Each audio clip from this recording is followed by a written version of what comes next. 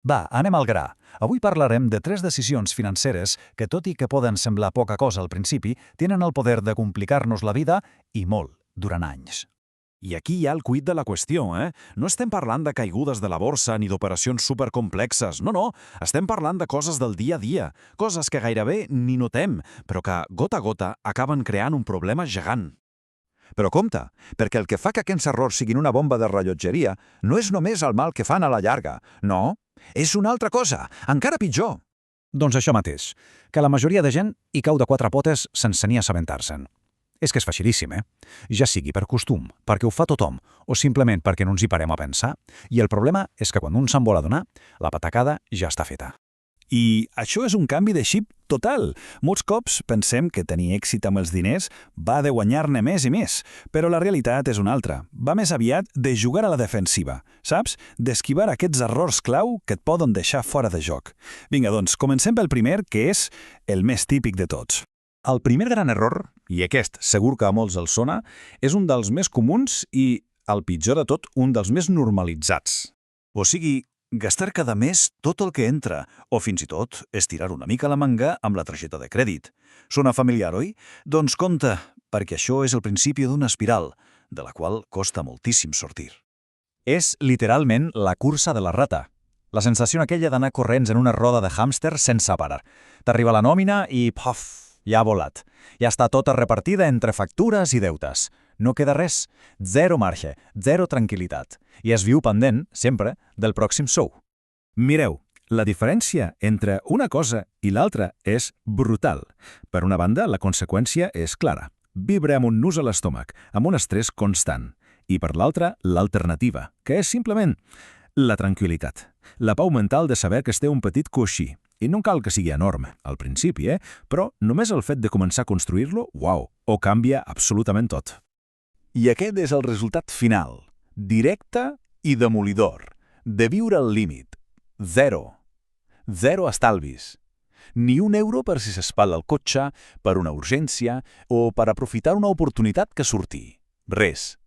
És estar completament exposat. Vulnerabilitat total. Vinga, anem al segon error, que està molt lligat al primer, clar.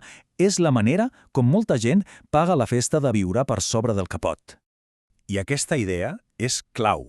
A veure, no tot el deute és el dimoni, Però el deute de consum, el de comprar coses, això és una llosa. Estem parlant de demanar diners per comprar actius que, només de sortir per la porta de la botiga, ja valen la meitat. Pensem-hi un moment. El mòbil nou que acaba de sortir, el cotxe brillant del concessionari, aquelles vacances a terminis... Són coses que, sí, es gaudeixen molt al moment, però que després s'estan pagant durant mesos o fins i tot anys, quan el seu valor ja s'ha desplomat. Aquí està la trampa, precisament.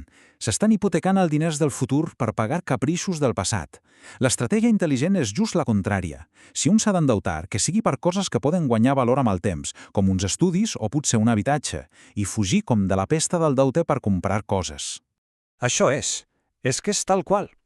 D'aquí a 2 anys, un encara estarà pagant quotes per un mòbil que ja ni fa servir, o que no val absolutament res. És, literalment, pagar per fum. Llençar els diners. I arribem al tercer error. I aquest és potser el més perillós de tots, perquè és silenciós, és subtil, no és una cosa que es fa, sinó una cosa que es deixa de fer. És el no començar mai. Mai estalviar, mai invertir. És la procrastinació en estat pur. Allò de, va, ja m'hi posaré. Sempre hi ha una excusa. Quan guanyi més, quan acabi de pagar el cotxe, quan... Aquesta frase, ja ho faré més endavant, és verí pur per a les finances. És l'excusa perfecta per no fer res avui. Però el problema és que cada dia que passa estem perdent el nostre millor aliat, el més potent de tots. I aquí veiem el preu que es paga per esperar. El temps és la màgia de les finances. És l'interès compost, l'efecte bola de neu.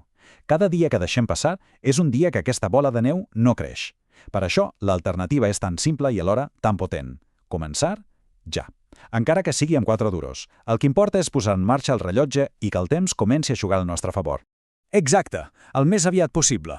No demà ni dilluns que ve. Ara, amb el que es pugui. De veritat, l'hàbit, el fet de començar, és 1000 vegades més important que amb quants diners es comença. Aleshores, amb què ens quedem de tot això? Doncs el missatge final és de fet bastant senzill, i fins i tot aliviador, diria jo. I és que no cal ser un expert en finances per fer-ho bé, de veritat. No cal ser un gurú de l'economia ni llegir la premsa Salmón cada matí per construir-se un futur tranquil. Però, i aquest és el gran però, el que sí que és absolutament necessari és conèixer aquestes tres trampes i esquivar-les, ser-ne conscient i evitar-les activament.